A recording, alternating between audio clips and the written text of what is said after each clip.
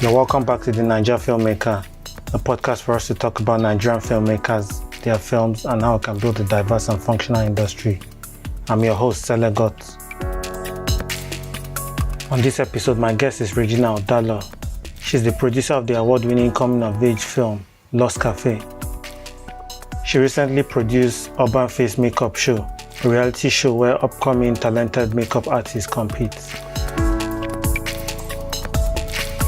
We talk about her filmmaking origins, the different responsibilities of a producer, and her journey to making the Lost Cafe. If you're a new listener, you're welcome and I hope you enjoy.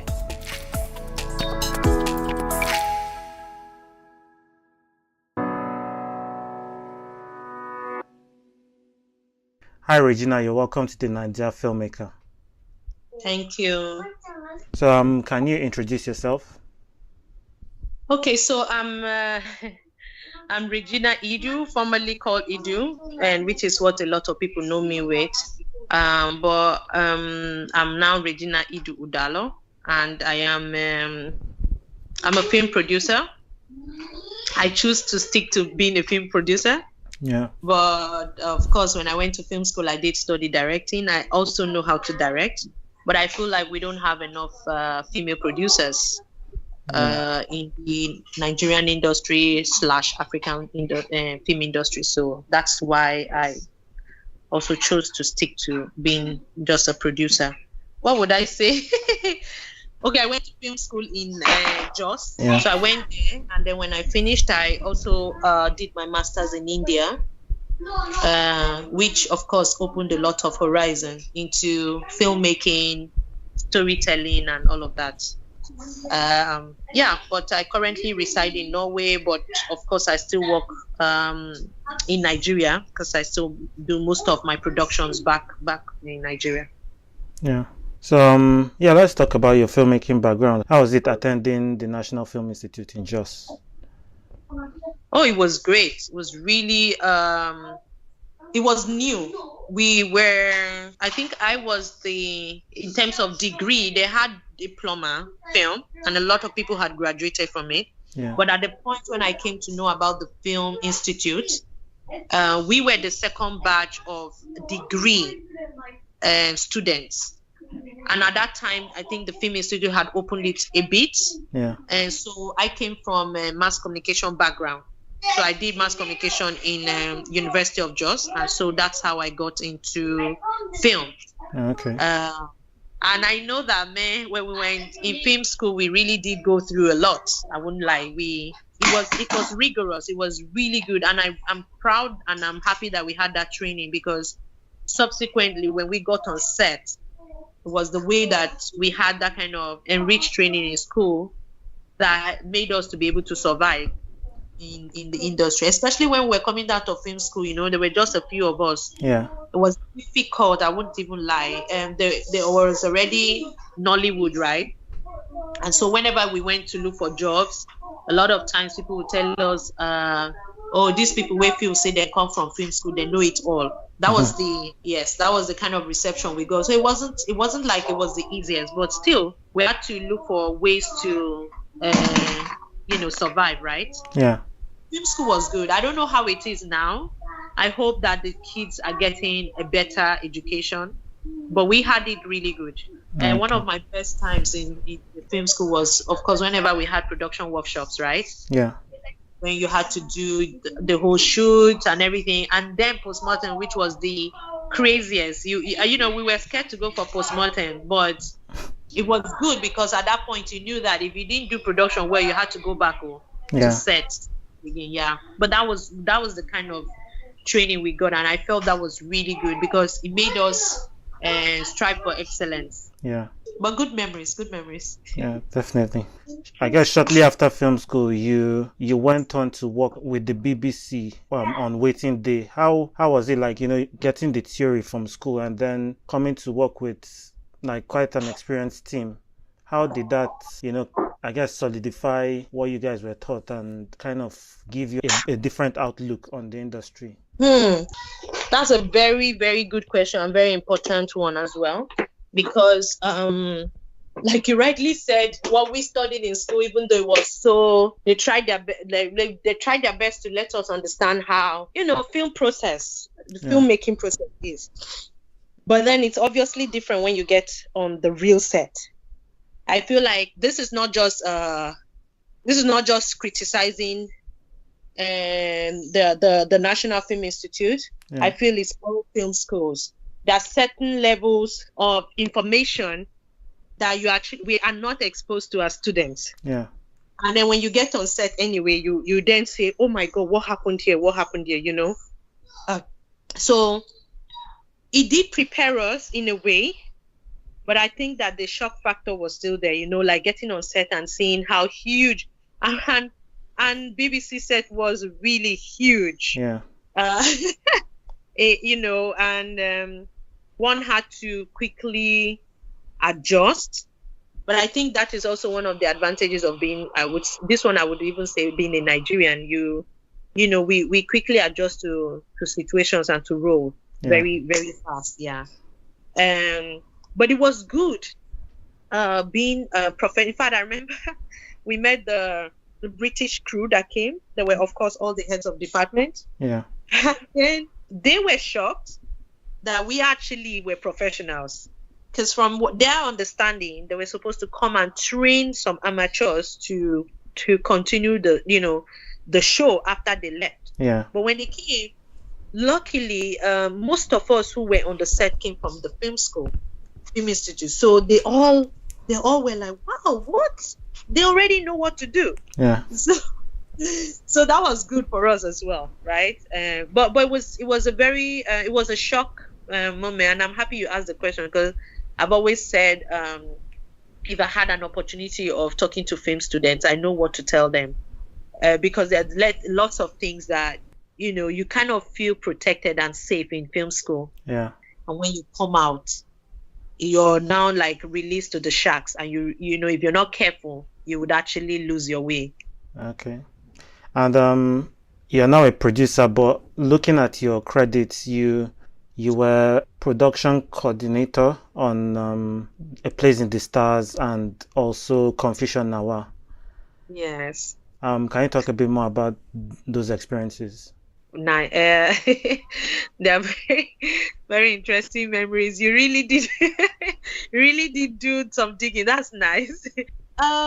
So, like I said, I had done first assistant director on Waiting Day eventually, and so in a way, because the set was big, right? We were about 120 total as crew. So as first AD, I was managing a crew of 60, and then my colleague Obina was doing the other 60. Yeah, I guess that actually prepared me, because I never even knew that I could be a production coordinator, which most times, between production coordinator and production manager, the difference is very slim. It's not so much of a difference in job description. And so I did do A Place in the Stars first, which was really good. But I had, the set was that we shot, and after some time we had to leave, and then someone else continued the shoot. But when we shot, we did shoot. I know we did shoot about 80% of it, which was where I did the co-coordinator. And that, oh my God, I won't even lie, that set was crazy. We had big stars, which was on Waiting Day we did have big stars, but it was mixed because it's drama and it's a series.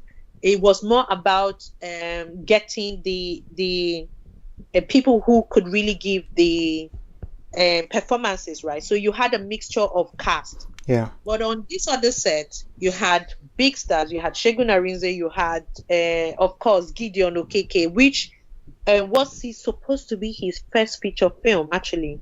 Okay. In the stars. So all of these people came, and it's overwhelming, right? But at the same time, as a coordinator, what was important for me was to make sure that I was sticking to it. And then Confusion Nawa was a bit easier, I would say, because for Confusion Noir, we did have stars as well, but not as much. I mean, we had Alinu, of course, we had Ramsey Noah. Yeah. But you also had it was a bit like Waiting Day, where you had the upcoming ones as well, which gave room to that because it was about performance. Yeah. But I think apparently the set was also simpler. But I found it very enriching to work with Steve Lucas and at the same time work with Kenneth Young. They're both from Jos, right? Yeah. And they're both brilliant directors, but very different as well. I did learn a lot from these two sets. In fact, I remember very well that after Steve Lucas set, that's where I decided to go into producing, because Steve Lucas was producing A Place in the Stars, and I saw so many things he did and so many other things that I felt, oh, okay, if he was producing it, or if he had some moments where I feel like it's difficult to combine both directing and producing. There's such major roles that you needed a really good assistance for you as a producer to stand strong. So that's where I learned a lot from him. As a production coordinator, I was able to work I was really able to understand the role working with him. But very good sets. I enjoyed them, and I'm super proud of I've never even sadly I've never watched A Place in the Stars. But I know what it was. I know the content, and I feel bad that at the end of the day it wasn't as famous as it was supposed to be. Yeah, because it was really good. It was a really good story. Yeah. So in 2006, you got accepted to the Berlinale Talent Campus with your documentary Omole. How was that? Like, what was the Talent Campus all about?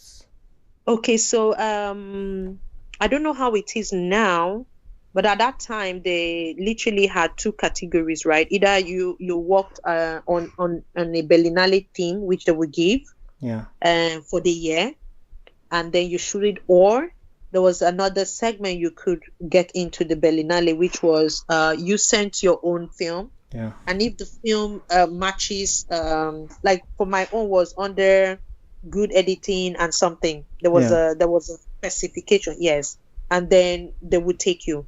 And as of 2006, you didn't have many Nigerians that were going. I think we probably were the third or the fourth batch that was going to the Berlinale. Yes.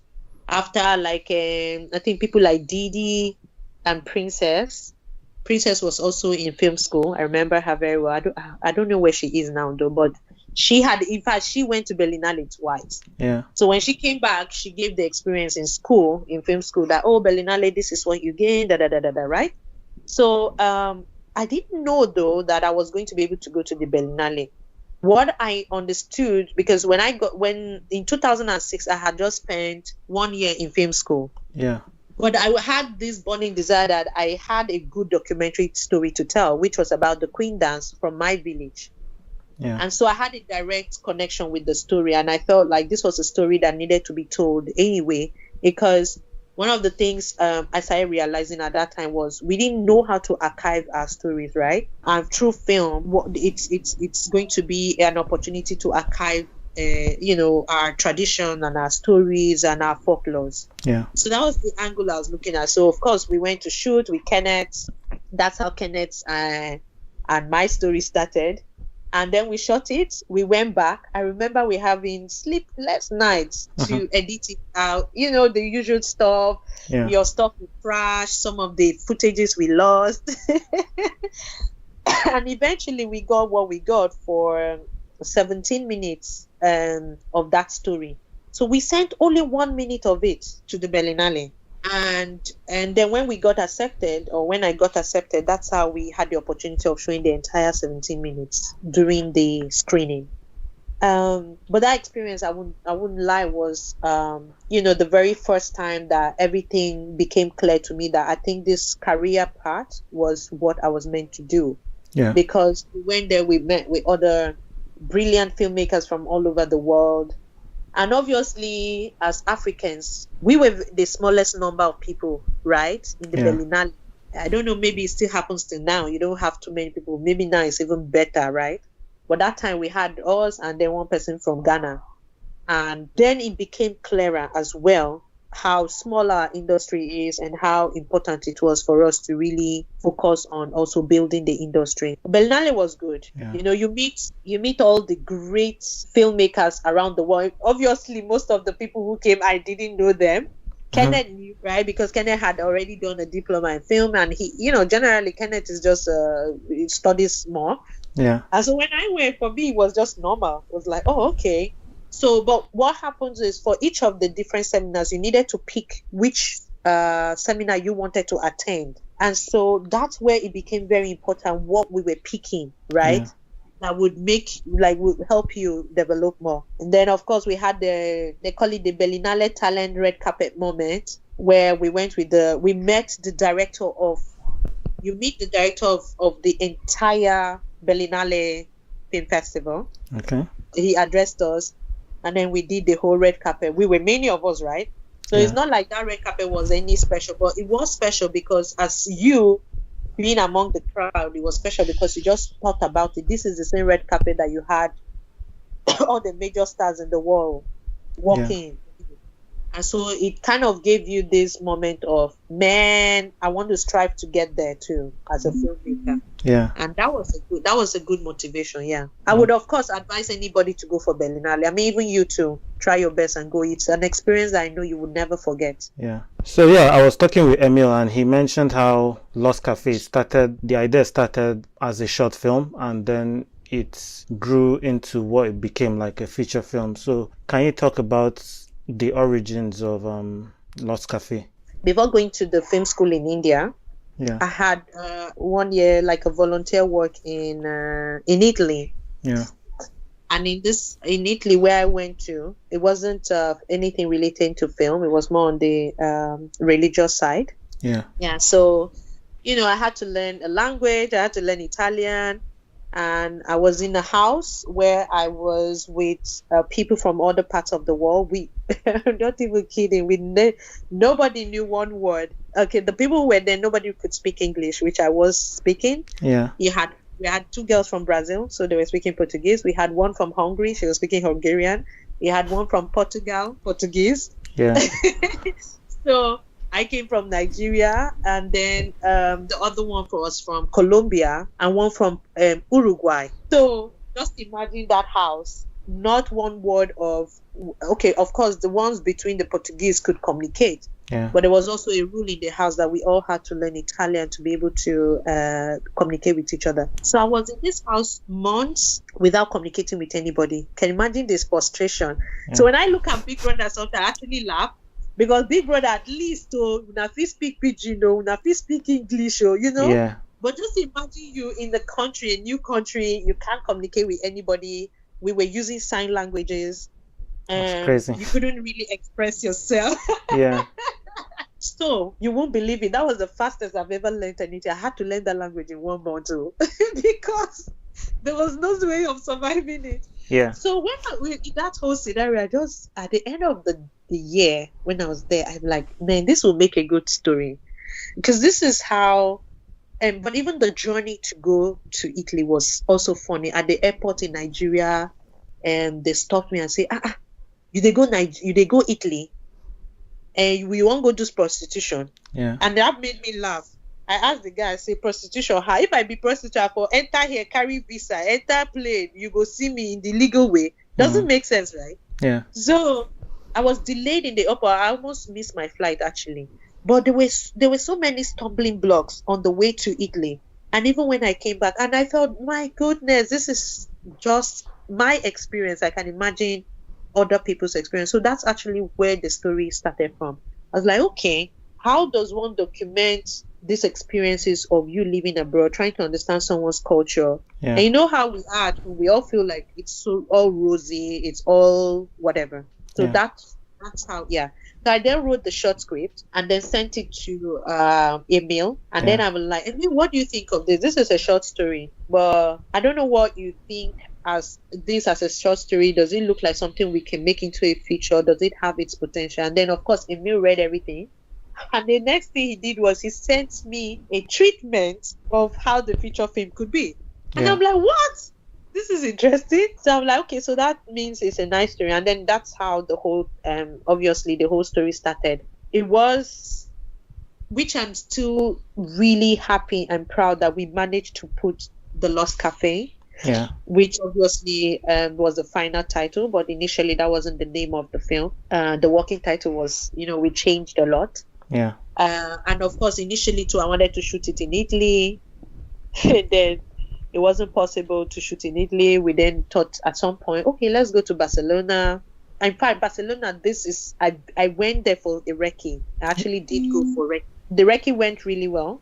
And I found, like, I wouldn't even lie, the perfect locations.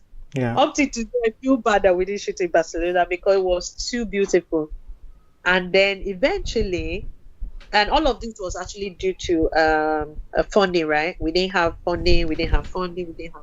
Yeah. And then it was, I was in Norway. I'm like, come to think of it, this is a story that actually could be adapted to any country. It doesn't have to be the specific country that I wrote the story with in mind. Yeah.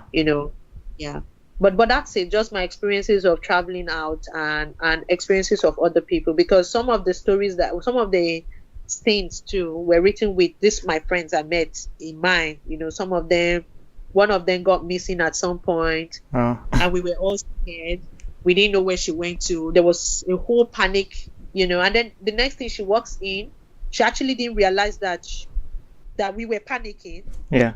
And then she walks in, like, what's going on? Why are you all looking scared? And some people were even crying. Where did you go to? No, I just walked up to the mountains. Like, me in my mouth, like, these people, they crazy. I'm like, you can imagine in Nigeria, everybody will be screaming like, you they crazy? What's wrong with you? But she just left. She didn't leave a message. She didn't say anything. But also she had some health issues, so she needed time to go out and just be in the nature. Yeah. But none of us understood all of that. We didn't know what she was going through, right? So all of these experiences were very good for me, and that's what formed Lost Cafe. Okay. I guess, like, there's this misconception about what producers do. So people think for the producer just kind of gathers everybody, pays money, but on Lost Cafe, it looked like it took a lot of effort, because you guys work with Ingenu from France. You also got some funding from Project Act Nollywood, and also some funding from Norway. Can you talk about how, putting together this film, shooting in 2 different continents, how was that, putting that together as a producer? Wow, that was hard. I won't even lie. And this was my very first feature film. I don't even know how at the end of the day we managed, but I remember the very last day we said it's a wrap for both Nigeria and Norway. Yeah. I just looked at my husband and I went, how crazy can I be, right, to have even thought of starting this kind of project as your first project? And that's my first like, seriously, people start with, just shooting either at home or, one country. Yeah. But it wasn't planned. It wasn't actually, when I was even going through the whole process, I didn't think of it from that point of view. It was honestly after we finished the shoot that I realized the ambiguity of the project that just happened, right? And to be candid, the sponsorship, we got project at Nollywood 2015, I think, or like we got the official whatever later and all of that. Yeah. And as usual, it's not like they gave us the actual money we were looking for. They gave us some part of the money. But in Norway, what really helped us was that they have some support. If you're shooting stories that has to do with youth development, which our story was about, you're talking about a young person coming to Norway, you're talking about culture. Yeah. Then they have all these incentives and so we got equipment for free in Norway, for example. That's to nice. shoot it. That's how we didn't spend. Then I was just frank, my brother. I went, I did audition, I talked to crew people. I told them there's no money to shoot this film. If you want to be on the project, we would be more than happy. And that's how we shot it in Norway. People, the actors who came, the crew members who came. Yeah. Because they just wanted to work on. Some of them came because they wanted to work on an international film. Some of them came because they just wanted to do film. then locations we got in where we shot in Norway, they were just amazed that we were shooting an international film where we were living in Drammen, for example. And so I think the support we even got in terms of getting was when the film was ready and we wanted to do the premiere in Norway. Then we got the support from this region to be able to do the premiere. And at that point, that's where we got more help. We had the mayor coming for the premiere. We had the Norwegian ambassador to Nigeria. We had the National Film Institute. But you see, the thing was, the ambassador agreed to come and then sort of linked me up with the National Film Institute. At the end of the day, it became such a big, premiere. What we weren't expecting. And it was, the reputation of Nollywood. People just know that, these Nigerians produce bad films. So when they watched this film, to be candid, Norwegians were shocked because they did not know. Even the actors were like, we don't know what to say. We were not expecting this kind of film. So, but I was grateful for the truth is, even producing it came from just being frank about production and just being, like you said, just also using okay, I'm a female producer. This has been my wish to shoot this film. And with the support female producers a lot. So that helped a great deal. And then getting Anginos was actually through another contact. The guy who does Nollywood Week Paris, and that is Serge. And so through Serge, we were able to get Anginos. To be candid, I didn't even know how huge Anginos was until we got those when I went to get the lenses. Very huge lenses, I don't go lie you. I was so scared because Kenneth was the one who introduced me to Serge, and I was speaking to this group of people in a mail, but it didn't even cross my mind that this was how huge this was, right? Till the things came to Norway, then I received it. And then, so when I started perceiving it, the whole custom process, they were like, oh, are you buying this? Are you doing that? I'm like, no, I'm not buying it. It's been sent to us to shoot our film for free. Or, and Norway, the tax and everything that was involved. So that's when I started understanding, okay, what kind of lenses am I expecting? When the box finally arrived and I saw the lenses, even I got scared. You should see the way I was protecting this thing on set. Because I was like, okay, now I understand this is huge. But I would not even, I'm really grateful. To be candid, this was the best collaboration ever. And when I keep telling people that producing, or like you say, shooting a film is not based on how intelligent you are or how it is your contact. And it is your relationship with people that actually makes you get a successful film.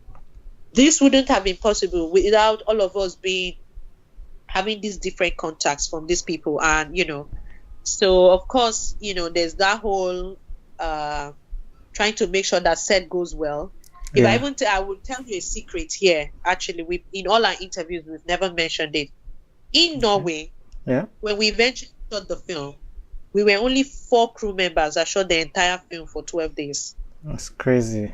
A lot. But nobody knows this because what happened was when we were supposed to shoot the film was in July when it was holiday in Norway. And so those crew members were going to come and shoot in July. But Kenneth didn't get visa. And so we had to move the shoot to August.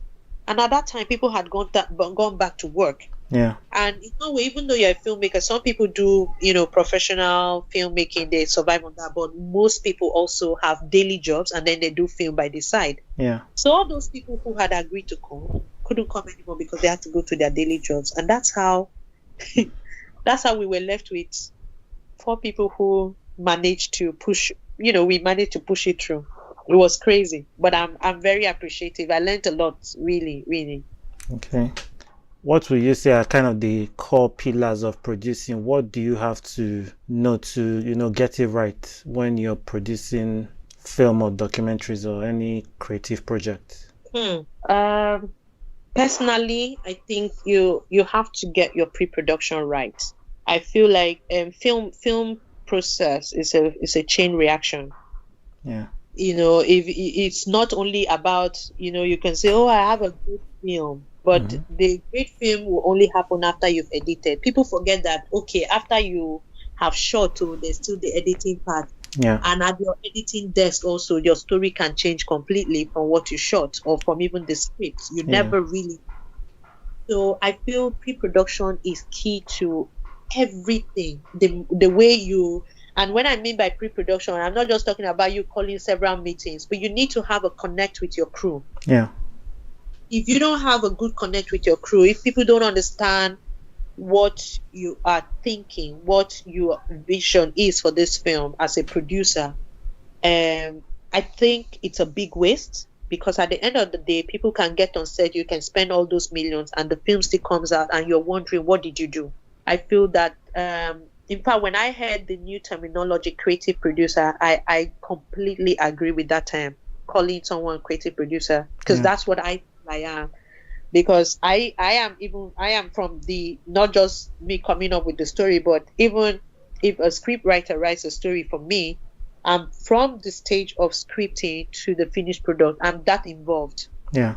I mean, your crew too gets confidence when they know that you, the producer, understands what you're doing. You know the story. I can be on set and that they're shooting something, like, no, but this is not how this is supposed to be. And the crew people get, see that and get more confident. Yeah. So I would say confidence. I would say, your pre-production needs to be right. You need to have a good connect with your crew members, as points. And to be candid with you, let your crew be comfortable. I feel like for me, what really helped me so far, because apart from Lost Cafe, I've also done a reality show. Makeup reality show. Yeah.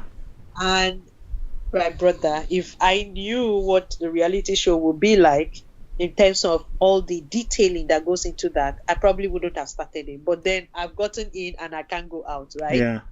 Too Uh, late.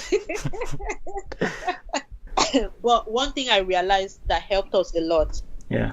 we took a long time planning for this, which was the whole pre-production. But you see, what I did was I sold the concept to my crew so passionately that, when we were on set, even when we were all suffering and trying to figure out, but everybody was doing it together. Everybody felt this was their production. Everybody took it like we needed this to complete, and that was Yeah. the same. Yes. So for me, that is, I don't know if this works for everybody, but in this way, I manage my production as if I'm talking to, it's my home, right?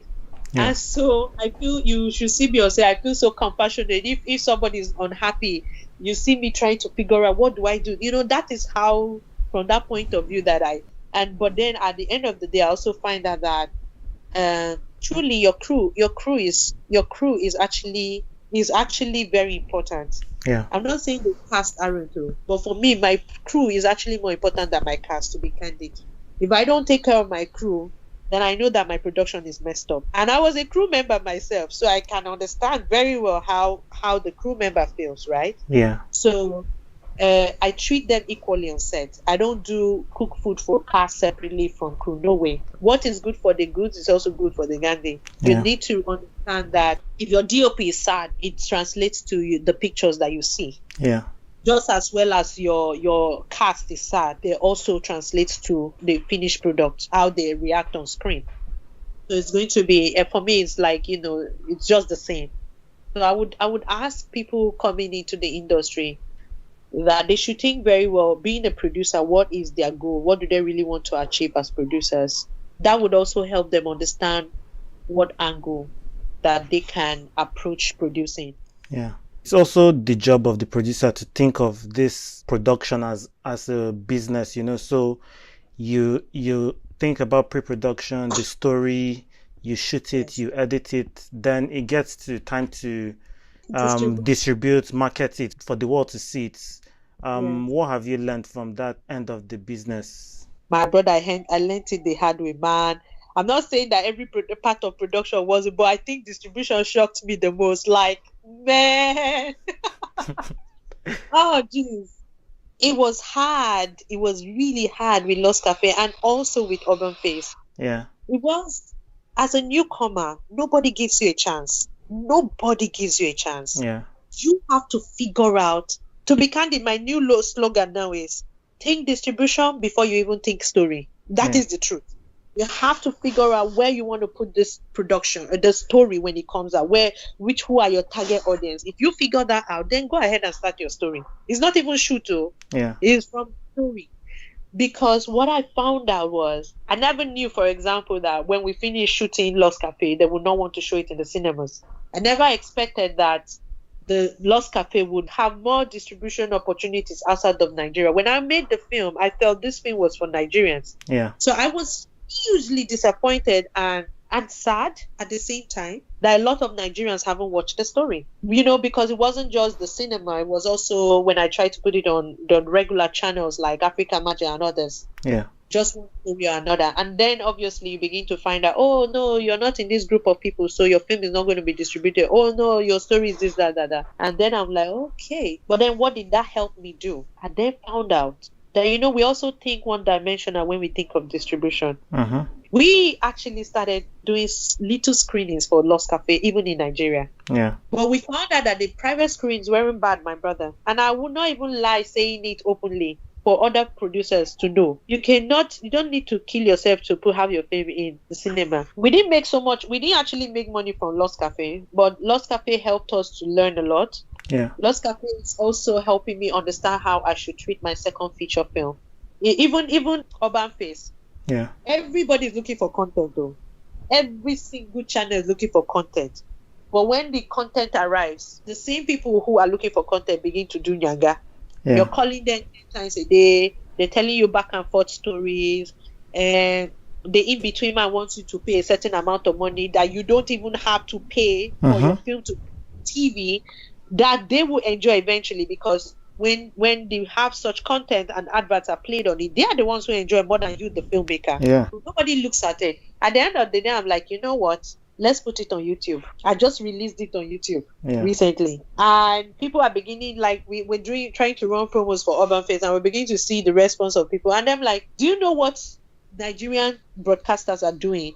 They're actually losing their audience and also losing content providers. Yeah. Because when you keep saying no, YouTube at the end of the day has provided a platform that people have moved to. Yeah. You won't believe. I mean, see Blessing Egbe.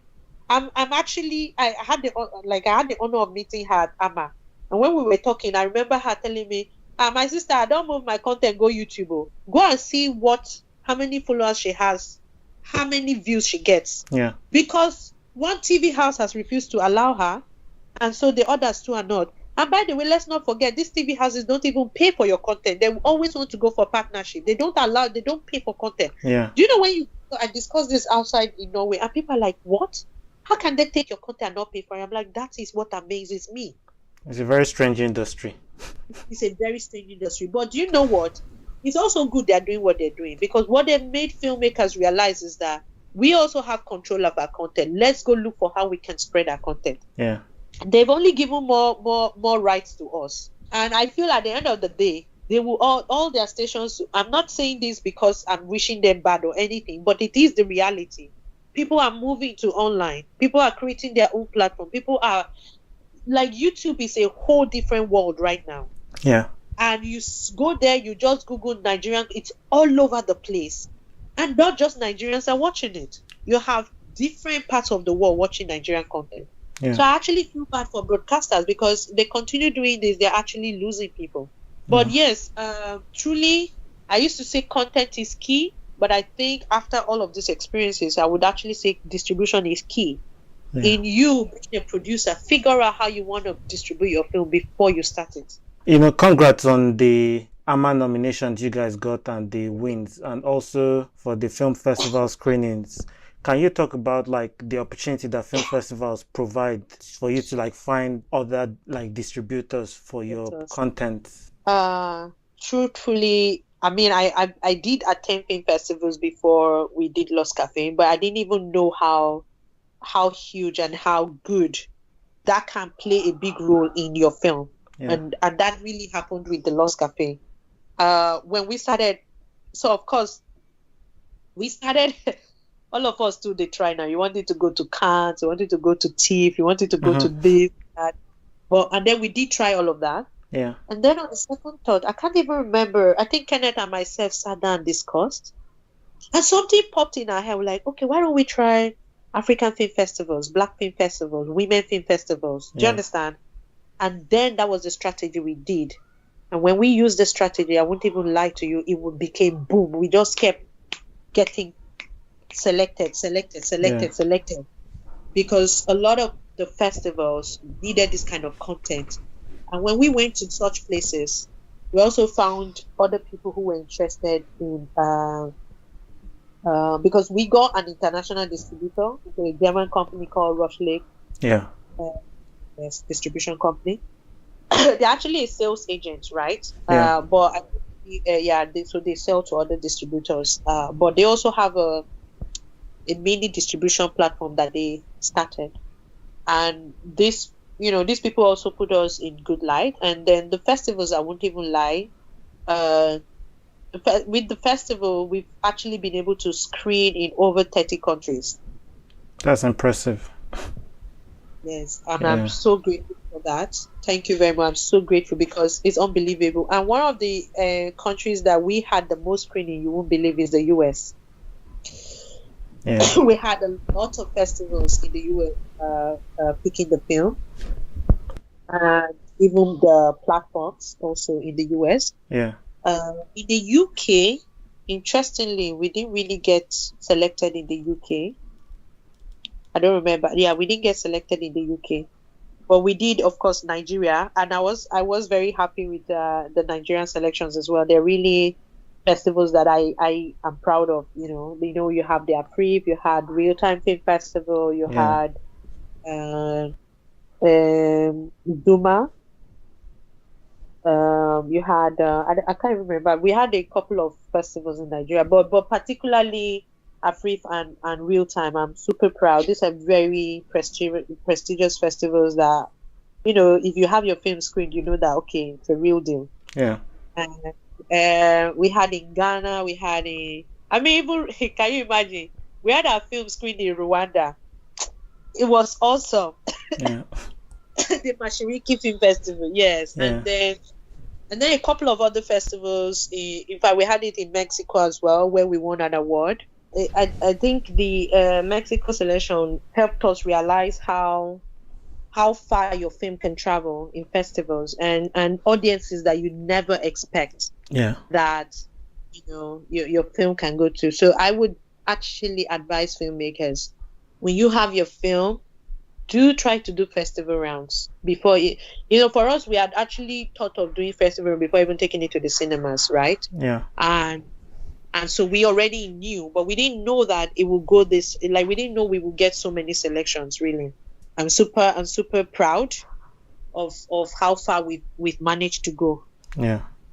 Yes. So please, filmmakers, don't even waste time. Send your films. There's so many festivals out there. We just register. I can tell this here. People who don't know about Film Freeway, you can go ahead and register on Film Freeway. It gives you like thousands of festivals all over the world. Yeah. Yes, and they're trustworthy. Some of them you pay for, of course. Some of them are free. And then, of course, when you're thinking, if you already planned this ahead, have that budget. Yeah. In your entire budget for production, have film festival budget as well, where you're going to. They're not that expensive. I mean, the expensive ones are actually the big ones.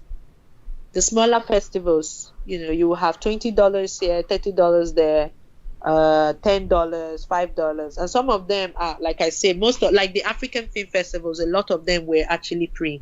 Yeah. For us to see. Yeah. Yeah. But one of my best festivals I would always because I also attended, was the Silicon Valley African Film Festival.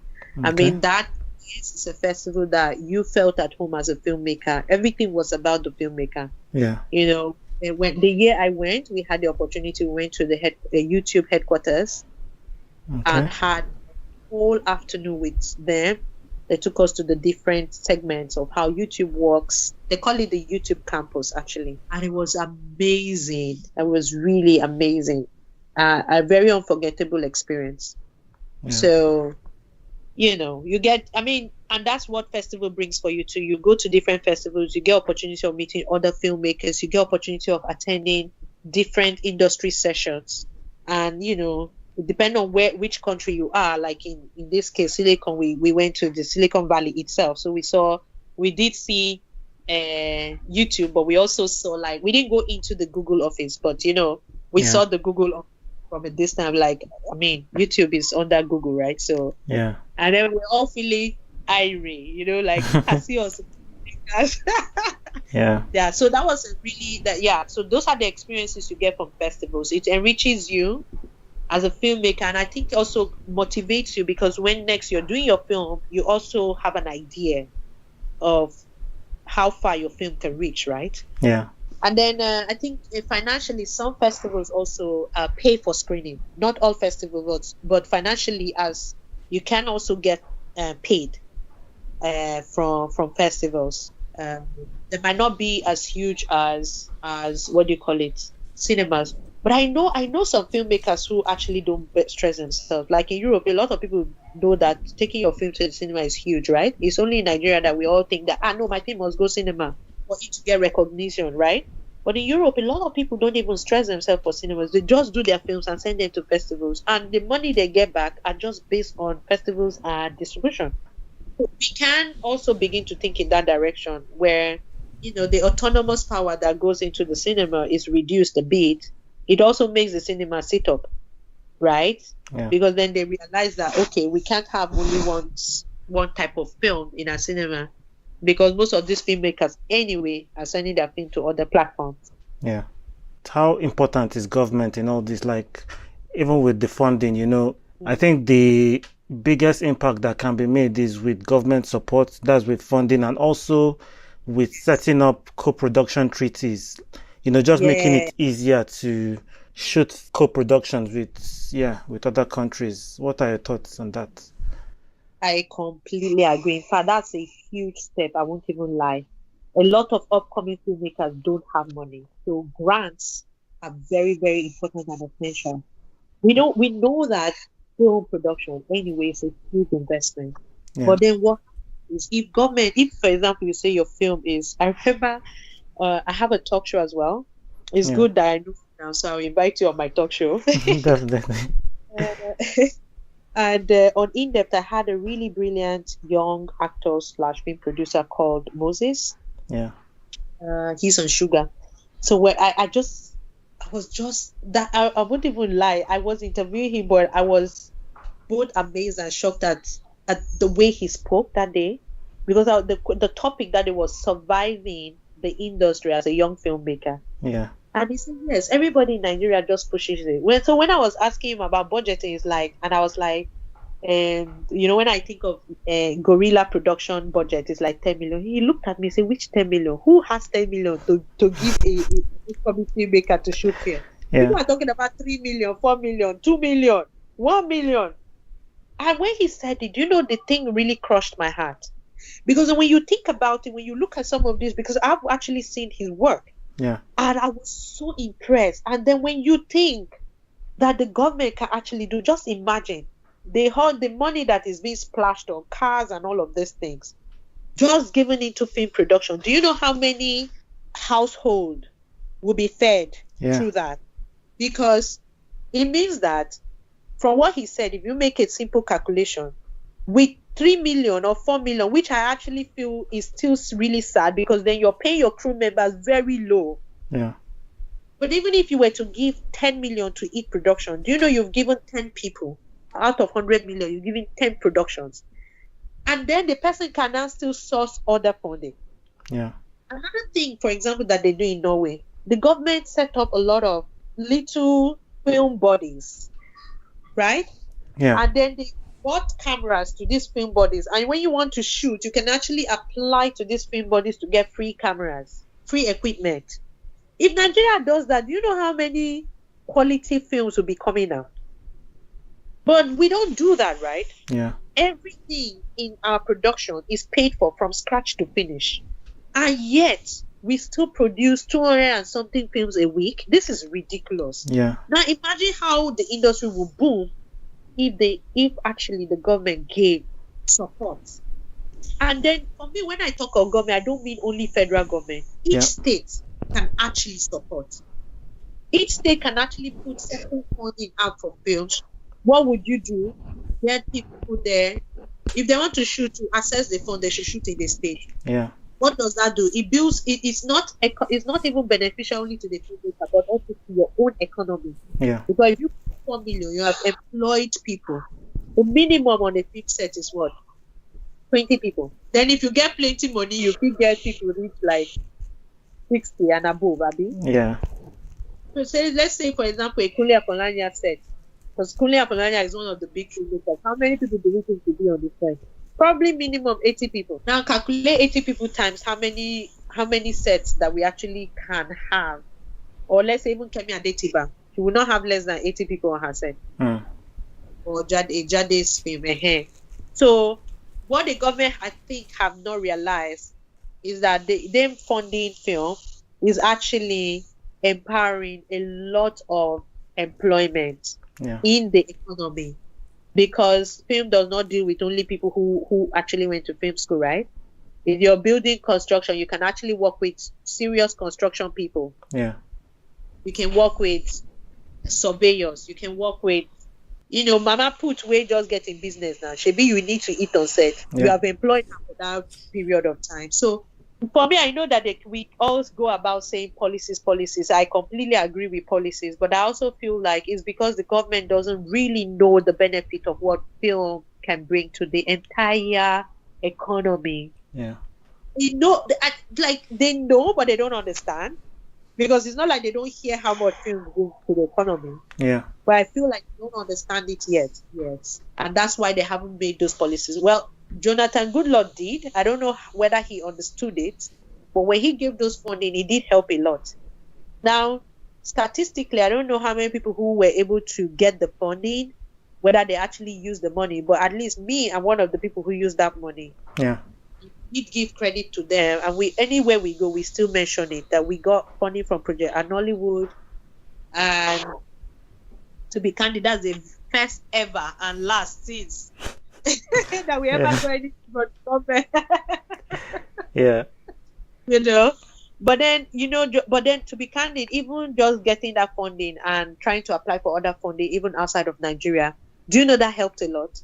Because we always, wherever we went, we're like, oh, we got funding from the government of Nigeria. Yeah. And it gave a certain level of respect and a certain level of assurance to the people out here that, okay, but the government has already supported this project, then it's a good project. Yeah.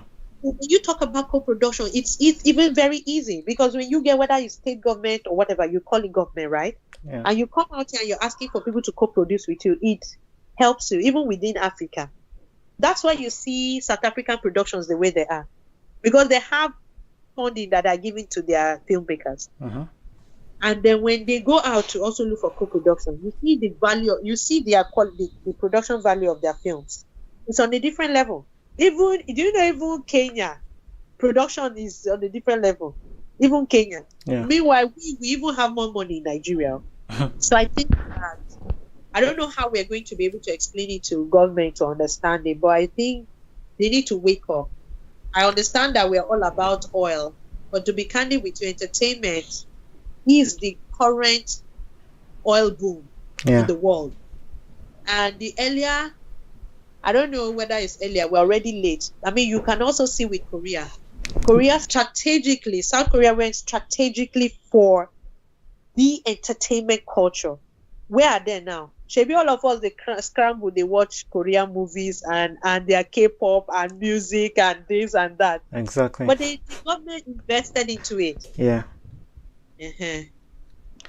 Yeah, I think something we're missing is, like, everybody tends to just be on their own, doing their own thing, but what might help is, the industry kind of forming lobby groups that, you're going as a group of people, you're putting pressure on government. It's hard right now for Nigerian government to listen to people, but there's more credibility with the group of people rather than just individuals. Yes. I agree Yeah, with you. yeah. It's not all about And the I think competition. information flow is a problem even within us in the industry. Yeah, I get some information, I should be able to let you, Selene, know that, oh, okay, do you know what? I found out, like for me, the moment I found out about film industry, the people around me, I started telling them, film festivals rather. I yeah, started telling them, by the way, do you know you can go, you send your film. And the few people who listen to me have come back with feedback. Like, oh my God, I agree with you. My film has gone to this festival, has gone to, and that puts credibility on you, but also makes you get international recognition as a yeah. filmmaker. I feel that even within us as film, as an industry, we need to help ourselves more. I mean, we should have gone past this whole, no, I get the information, I hoard it. That is stupidity. Yeah, What are you holding for? You can never make all the films in the world anyway. And never. you can never get I don't have the idea that Sele has anyway, in terms of storytelling. Yeah, So I think, just like you rightly said, if we are more together, it also makes it easier to approach the government and have concrete plan. We can't go there and we don't even have a plan. We need to have concrete plan. what's the top thing you want to change in this industry for it to grow and be better? God, that's a very difficult question. Sele, don't set me up. Oh, don't set me Just up. one thing. Personally, I think we should treat our crew better. Yeah, As a producer, I feel like we don't treat our crew. In fact, the sad one for me is when I hear people work and they don't get paid. yeah, And we all know how hectic a film set is. I mean, if you spent all the money to pay the artist, why weren't you thinking about the crew member when you were thinking of? I mean, the film process itself is not only about the actor. yeah, It's not only about. Do you understand? I feel if there's anything I really, really strongly want to change is we need better treatment of our crew members. That is, for me, number one point.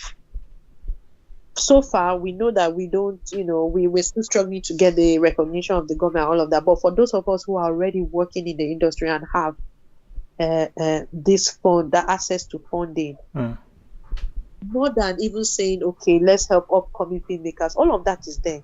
But the existing ones, how are we treating them? How are we treating? It's informed. Is it not if I'm being treated well before I even say, oh, let me advise my younger one to come and join it? yeah, I feel that I don't know how we're going to do it. But I think even the bodies that exist, I don't know how they work in favor of the crew, yeah, where if you don't get paid, you can actually get justice because it's not right. But then sometimes when you think about it, even the government doesn't pay people who work. So then you're just wondering, it's not a messed up system, but that shouldn't yeah, even be an excuse. yeah, That shouldn't be an excuse. You call people to come and do your job. Your film goes out there. Yes, sometimes the film is successful, sometimes it's not. But I mean, even big production, I've heard stories of big productions that people didn't get paid, and that's actually very sad. yeah, So for me, I would strongly advise that, for me, at least in my own state, I try my best. yeah, I tell people, even if I negotiate 5 naira with you, I would make sure I pay you the 5 naira. I would tell you frankly, from the beginning. yes, that I don't have more than 5 naira. So you made the decision to come and work for 5 naira. And what does that mean is that I paid you. I want it to be, even me too, to be satisfied that I was able to give this person. But not that I would tell you 20 naira. And at the end of the day, I don't even pay you 5 naira. Yeah, It's really sad. So I would, that's for me, it's a disturbing matter in the industry. And I hope that we can, solve it. yeah. Maybe the guilds and the unions. Maybe that's the step in the right direction. But we don't But even know what is existing. Do yeah, you even know? I You, mean, for example, yeah, I know some guilds, but they're not about the individuals. It's more about the politics and how they interact with government. That's what I've noticed. But uh, we need to focus on the right things. yes. I mean, you are calling people to set, you're not paying them, and then you are struggling to go and get government. It doesn't even make sense. And Yeah. like you said, when we have to focus on the right things. You can't bring people on set, you don't feed them, you don't do right, and then next time you expect that people come. And sadly, because of the way Nigeria, everybody is always hopeful. We're just a hopeful bunch of people. Yeah.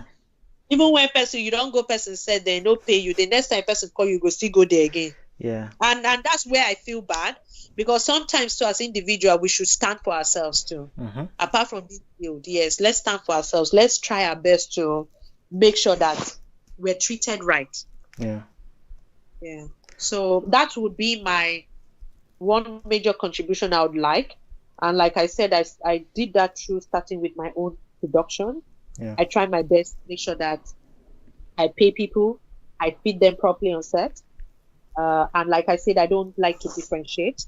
I feel everybody's equal. I don't want to do actor is superior to this. And you don't come on my set and you talk rudely to my crew. You don't do that. It's not allowed.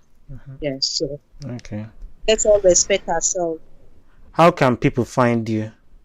My production company is Peridot Entertainment, and but then they can reach me on Instagram. I do check Instagram quite often.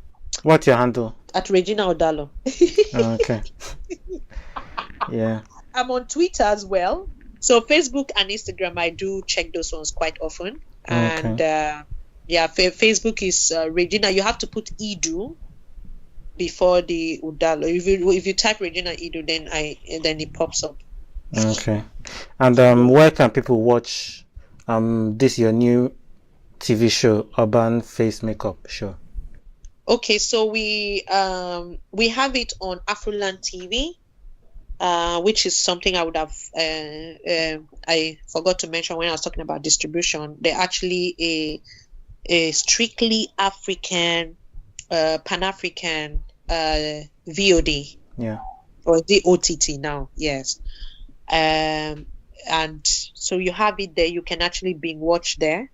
It's a free trial, 1 month, so you can register, but then you don't get only to watch Urban Face, right? There's Lost Cafe there as well, and then you can watch other films from all over Africa. They have very good collection all over Africa, actually. Yeah. Then right now we're releasing it on YouTube, and like I said, YouTube wasn't because of the money. We're planning our season 2. So we need more Nigerians to watch it, which we wished that we had it on regular TV, but unfortunately we didn't manage to get signed on anyone. Yeah. So we decided to put it on YouTube, so that people get to see it, and then it becomes easier for them to for those who want to participate. We already have gotten a lot of interest, and so but season 2 would be happening. We'll be shooting next year. Yeah. And we're doing auditions this year, so people can just continue checking our social media sites to get the information on when auditions are starting. Yeah. Okay. So yeah, that's where we have Lost Cafe. We have it. I think we have it on Showmax from the last time I checked, right? Okay. But I can assure you the show it's an interesting one. Not because I did it, but we've also gotten feedback from those who have watched it. It being on Afroland TV, luckily, it gives room for the diaspora to watch. So we've gotten a lot of feedback as well from that angle. Yeah. Of interest on it's also a show that you see only Black people on screen. Yeah. For the diaspora market, that was very interesting for them to see only black people on screen. Most of these other shows, you get a mixture, right? You get some contestants are black, some are white, but this one, all contestants, all models, everything, the judges, everybody is black. Yeah. And so it's interesting. I also think it has potential to go further. So of course, we're looking for more sponsorship for season 2 as well.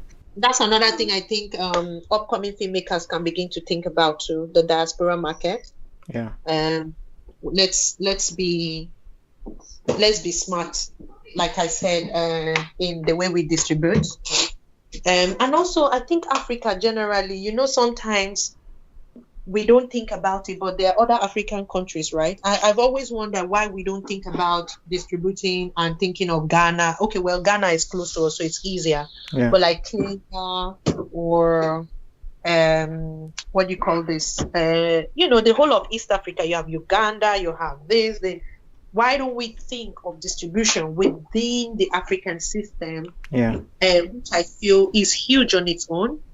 And so these government policies all go back to the same thing you're saying, right? Because even co-productions can happen within two African countries. Yeah.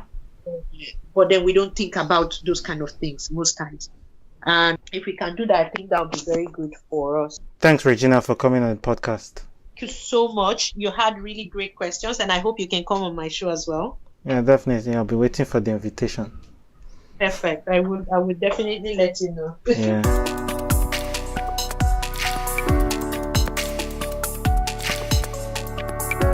We have come to the end of this episode. Please remember to leave a rating and a review. You can send in your feedback on social media. Follow me on Instagram and Twitter at @SelegofFilm, and the podcast also on Instagram and Twitter at the Naija Film Pod. See you on the next episode. Have a good one.